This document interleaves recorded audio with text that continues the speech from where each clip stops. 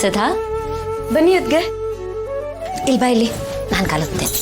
ಅದ್ಗೆ ಏನ್ ಮಾಡ್ತಿದ್ದೆ? ಎದ್ದೇಳಿ, ಬನ್ನಿ ನೀವಲ್ಲಿ. ಅಲ್ಲಿ ಬನ್ನಿ, ಕೂತ್ಕೊಳ್ಳಿ. ಯಾಕೆ? ಕೂತ್ಕೊಳ್ಳಿ ನೀವು. ಹಾ, ಇನ್ಮೇಲೆ ನೀವು ನಮ್ಮ ಹತ್ರ ಕಾಲು ತುಸ್ಕೋಬೇಕು, ನೀವು ಸೇವೆ ಮಾಡಿಸ್ಕೋಬೇಕು. ಅದನ್ನ ಬಿಟ್ಟು ಇದನ್ನೆಲ್ಲ ಮಾಡಬಾರ್ದು. ಹಾ, ಮಹಾರಾಣಿ ತರ ಇರ್ಬೇಕು. ಕಿರೀಟ ಬಂದಿರಲ್ಲ ಅಷ್ಟೇ. ಏನ್ ಗೊತ್ತಾ ಸುಧಾ, ಅತ್ತೆ ಹುಷಾರಾಗಿದ್ದಿದ್ರೆ ಅವ್ರ ತಾಯಿ ಆಗಿದ್ದಾಗ ಅವ್ರ ಅನುಭವ ಹೇಗಿತ್ತು ಅಂತ ಕೇಳೋ ಆಸೆ ಇತ್ತು ನನಗೆ. ಬಟ್ ಅತ್ತೆ ಸ್ಥಿತಿ ಹೀಗಿದೆ.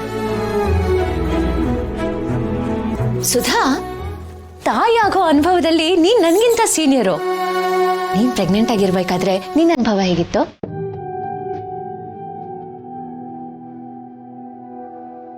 ಸುಧಾ, ಏನಾಯ್ತು? ಯಾಕೆ ಸುಮ್ಮನಾಗ್ಬಿಟ್ಟೆ? ನಂದೆಲ್ಲ ಯಾಕೆ ಬಿಡಿ ಅದ್ಗೆ, ನಂದು ಬರೀ ಗೋಳಿನ ಕತೆನೆ. ಕತೆ ಅಲ್ಲ, ಬರೀ ವ್ಯತೆ. ನನ್ನ ಜೀವನದಲ್ಲಿ ಖುಷಿ ಅನ್ನೋದೇ ಇರಲಿಲ್ಲ. ನನ್ನ ಜೀವನನೇ ಒಂಥರ ವಿಚಿತ್ರ ಅದ್ಗೆ. ನನ್ನ ಜೀವನದಲ್ಲಿ ಸುಖ ಸಂತೋಷ ಅದು ಬಂದಿದೆ ಅಂದ್ರೆ ನೀವು ಅಣ್ಣ ಸಿಕ್ಕಿದ ಮೇಲೆ. ನೀವು ತಾಯಿಯಾದ ಅನುಭವ ಹೇಗಿತ್ತು ಅಂತ ಕೇಳಿದ್ರಲ್ವಾ ಅದ್ಗೆ? ನನ್ನ ಅನುಭವ ಸ್ವಲ್ಪನೂ ಚೆನ್ನಾಗಿರ್ಲಿಲ್ಲ. ಸಾರಿ ಸುಧಾ, ಕೆದಕ್ತಿದ್ದೀನಿ ಅಂತ ಅನ್ಕೋಬೇಡ. ಅನುಭವ ಚೆನ್ನಾಗಿರ್ಲಿಲ್ಲ ಅಂತ ಹೇಳ್ದಿಲ್ಲ.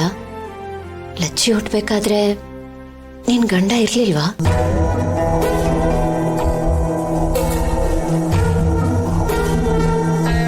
ಇದ್ದ, ಇದ್ದು ಇಲ್ದಂಗಿದ್ದ. ದಯವಿಟ್ಟು ಅವನ ಬಗ್ಗೆ ಕೇಳಬೇಡಿ ಅದ್ಗೆ. ಯಾಕೆ ಸುಧಾ, ಅವ್ರು ನಿನ್ನ ಅಷ್ಟೊಂದು ಕೆಟ್ಟದಾಗ ನಡೆಸ್ಕೊಂಡ್ರ? ಸಾರಿ, ಮೇ ಬಿ ನಾನು ಕೇಳಬಾರ್ದಾಗಿತ್ತು. ಆದ್ರೆ ನಿನ್ ಮೇಲಿರೋ ಕನ್ಸರ್ನಲ್ಲಿ ಕೇಳಿದೆ ಅಷ್ಟೇ. ಪರವಾಗಿಲ್ಲ ಅದ್ಗೆ, ನೀವು ಈ ವಿಷಯನ ಕೇಳ್ತಿದ್ದೀರಂತ ನಂಗೇನೂ ಬೇಜಾರಿಲ್ಲ. ಆದರೆ ಅವನ ಬಗ್ಗೆ ಮಾತಾಡೋದಕ್ಕೆ ನನಗೆ ಮನಸ್ಸಿಲ್ಲ. ಮನುಷ್ಯರ ಬಗ್ಗೆ ಮಾತಾಡ್ಬೋದು, ಆದರೆ ರಾಕ್ಷಸನ ಬಗ್ಗೆ ಏನು ಮಾತಾಡ್ತೀರಾ ಅದ್ಗೆ? ಅವನಿಗೆ ಕರುಣೆ ಅನ್ನೋದು ಎಳ್ಳಷ್ಟು ಇರಲಿಲ್ಲ.